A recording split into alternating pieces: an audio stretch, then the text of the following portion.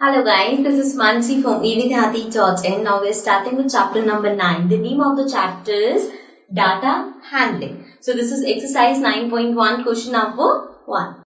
So in this question we have, in a mathematics test, the following marks were obtained by 40 students. अब यहाँ पे आपको एक mathematics text में 40 students के कितने कितने मार्क्स आए वो हमें गिवन है. Arrange these marks in a table using tally marks. अब हमें इन मार्क्स को अरेंज करना है टेली मार्क्स यूज करते हुए टेबल में.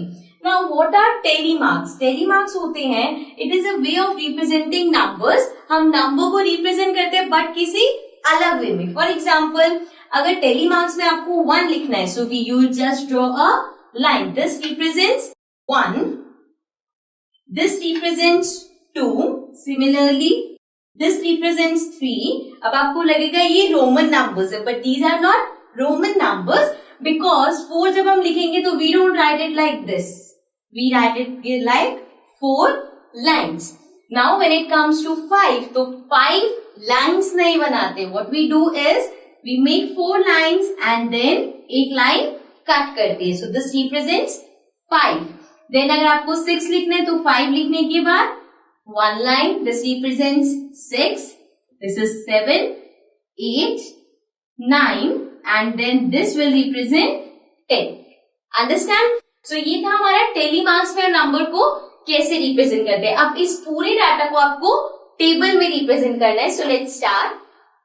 सबसे पहले लेट्स टेक, हाँ, तो सबसे पहले हम ले लेते हैं मार्क्स क्या क्या आए हैं. अब देखो कि यहाँ पे मार्क्स रिपीट हो रहे हैं. फॉर एग्जाम्पल, अगर 4 मार्क लेते हैं तो बहुत सारे बच्चों के 4 मार्क्स आए हैं, तो एक फर्स्ट कॉलम हम ले लेंगे मार्क्स का.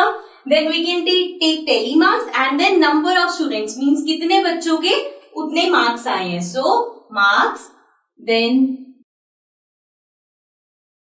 Tele marks and then number of students. अब ये दोनों जो है ये सेम नंबर्स रहेंगे. यहाँ पे हम उसे न्यूमेरिक में रिप्रेजेंट करेंगे, यहाँ पे टेली मार्क्स में. ओके, सो स्टार्टिंग में सबसे पहले देखते हैं 1 मार्क्स से स्टार्ट करते हैं. So we write 1. Now we have to see कि 1 मार्क कितने बच्चों के आए हैं. So 1, then 2. So we can see और हमारे पास 1 नहीं है, मीन्स 2 स्टूडेंट्स के 1 मार्क आए हैं. सो नंबर ऑफ स्टूडेंट्स हो गया 2. एंड टेली मार्क में कैसे रिप्रेजेंट करेंगे? By showing 2 lines. तो ये हो गया 1 मार्क के लिए. अब आते हैं यहाँ पे 2 भी है marks. So 2. Now 1, 2, 3. So we can see 3 students के 2 मार्क्स आए हैं. So 1, 2, 3 and we write 3 here. Okay, अब आते हैं next marks which is 3. So 3 marks कितने बच्चों के आए हैं? 1, 2, then we have 3 here. So 3. So हमारे पास 3 स्टूडेंट्स ऐसे हैं जिनके 3 मार्क्स आए हैं. So again 1, 2, 3 and we write 3 here. अब आते हैं नेक्स्ट मार्क्स पे. Let's take 4. अब 4 मार्क्स कितने बच्चों के आए हैं? 1, 2, 3, then 4, 5, 6, 7. So we can see 7 students के 4 मार्क्स आए हैं. So we write 7 here. अब उसे टेली मार्क्स पे कैसे रिप्रेजेंट करेंगे? 1, 2, 3, 4, 5, 6, 7. ओके, 5 को इस तरह से रिप्रेजेंट किया, साथ में 2 और lines which will represent 7 together. Now अब नेक्स्ट मार्क्स देखते हैं. 4 के बाद we have 5. So 1, 2, 3, 4, 5, 6. So we can see 6 students के 5 मार्क्स आए हैं. So we write 6 here. And 1, 2, 3, 4, 5 and 1 line. Okay, so ये हो गया 5 मार्क्स के लिए. अब देखते हैं 6 मार्क्स कितने बच्चों के आए हैं.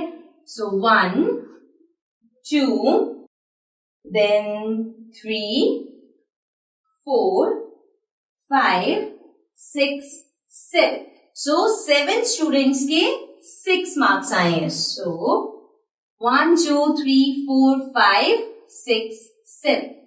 ओके, अब आगे बढ़ते हैं. 7 मार्क्स देखते हैं कितने बच्चों के आए हैं.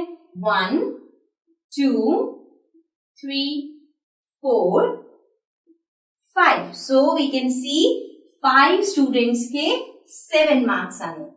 Right? So 1, 2, 3, 4, 5. Okay. आगे बढ़ते हैं. 8 marks कितने बच्चों के आए हैं. 1, then 2, 3, 4. So we can see 8 marks आए हैं 4 बच्चों के. So 1, 2, 3, 4. Okay. Then last we have 9 marks. So 9 marks आए हैं 1, 2, 3 and we are left with no number. So means 3 students के आए हैं 9 marks. So 1, 2, 3. Okay. So this is how we represent our data in a table using tally marks. अब यहाँ पे अगर आपको श्योर होना है कि हमने करेक्ट फिल किया है, कोई मिस तो नहीं किया, तो आप नंबर ऑफ स्टूडेंट्स को काउंट कर सकते हो. जब आप नंबर ऑफ स्टूडेंट्स काउंट करोगे तो that should be 40 because total number of students 40 है. सो काउंट करते हैं. 2, 3, 4, 5, 6, 7, 8, 9, 10, 11, 12, 13, 14, 15, 16, 17, 18, 19, 20, 21, 22, 23, 24, 25, 26, 27, 28, 29, 30, 31, 32, 33, 34, 35, 36, 37, 38, 39, 40. So we can see total number of students आए हैं 40. This means जो हमने डाटा अरेंज किया है उसमें हमने कुछ मिस नहीं किया. ओके. सो नाउ अब जो हमने टेबल बनाया है इसकी हेल्प से हमें कुछ क्वेश्चंस गिवन है. We have to solve them. So let's get to the questions.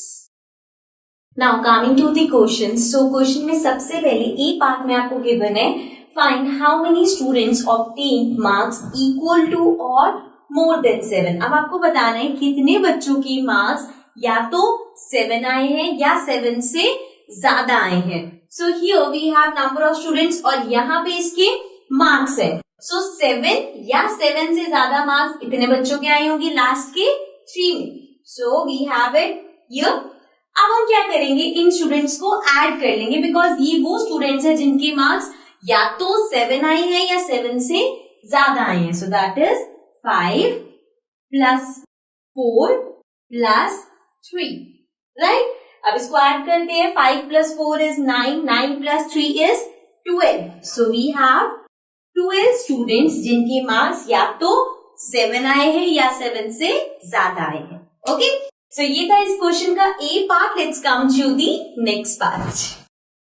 Now coming to the B part. B part में हमारे पास है how many students obtain marks below 4. So now they are asking कितने बच्चों के marks 4 से कम आए हैं. सो मार्क्स यहाँ पे है 4 से कम मार्क्स कौन से हैं 1, 2, 3 which are less than 4. So means ये यहाँ पे जो स्टार्टिंग की 3 स्टूडेंट्स है ये वो बच्चे हैं जिनके मार्क्स 4 से कम आए हैं. So we have 2 plus 3 plus 3 students. So let's add them. 2 plus 3 plus 3. Now 2 plus 3 is 5. 5 plus 3 is 8. So means 8 students ऐसे हैं जिनके मार्क्स 4 से कम आए हैं. ओके.